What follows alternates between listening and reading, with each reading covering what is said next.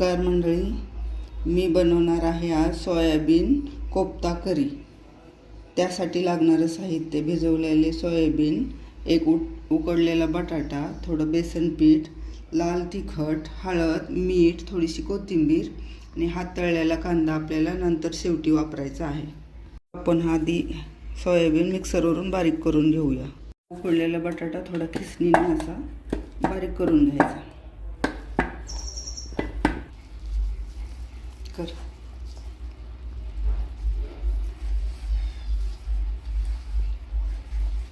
हे सगळं आपल्याला साहित्य एकत्र करून घ्यायचं आहे आणि आपण पीठ भिजवतो तसं थोडंसं मळून घ्यायचं। असा गोळा तयार होतो आपल्याला। आपला घट्ट असा गोळा तयार झालेला आहे। आता आपण याचे गोल गोल कोफ्ते करूया।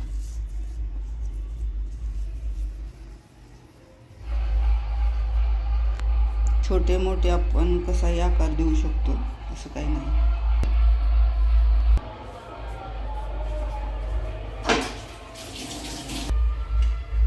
तेल ठेवलेलं आहे तापायला कढईत।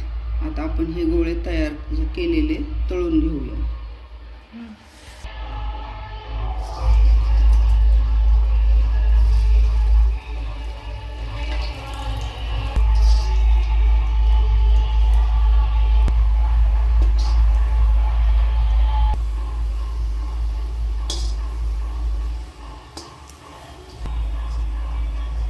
असे छान लाल असे झाले की मग काढायचे।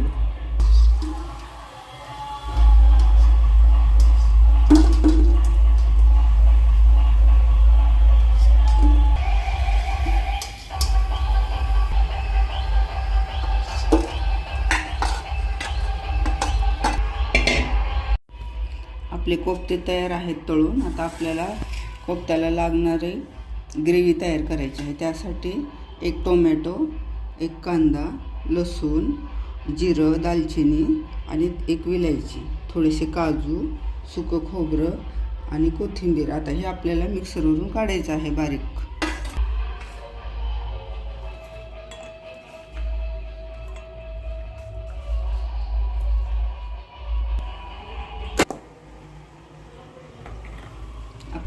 आपली ग्रेव्ही तयार आहे। आता आपण तेलात टाकून थोडंसं छान लाल करूया।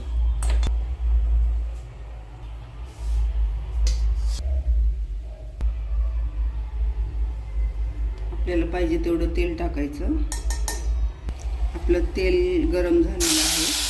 आता ग्रेव्ही टाकायची आहे। काळं तिखट 1 चमचा टाकायचं, थोडीशी हळद,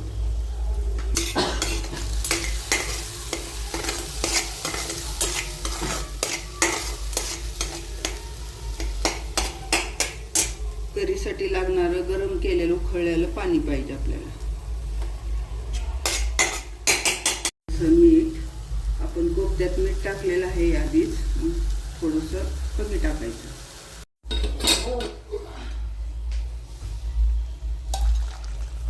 जेवढा आपल्याला रस्सा पाहिजे तेवढं तुम्ही पाणी यूज करू शकता।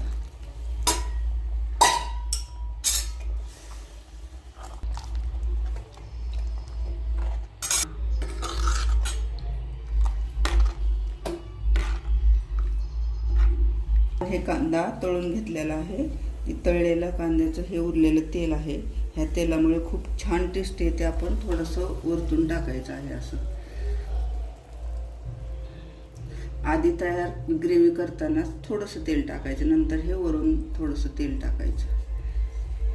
कांदा आहे तळलेला असा मॅश करून आपल्याला वरतून टाकायचा आहे।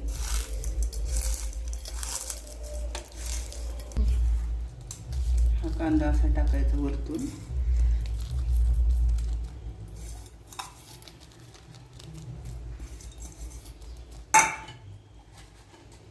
गॅस बंद करायचा। आपण तयार केलेली ग्रेव्ही थोडीशी थंड होऊ द्यायची, नंतर आपल्याला हे कोफ्ते टाकायचे आहेत।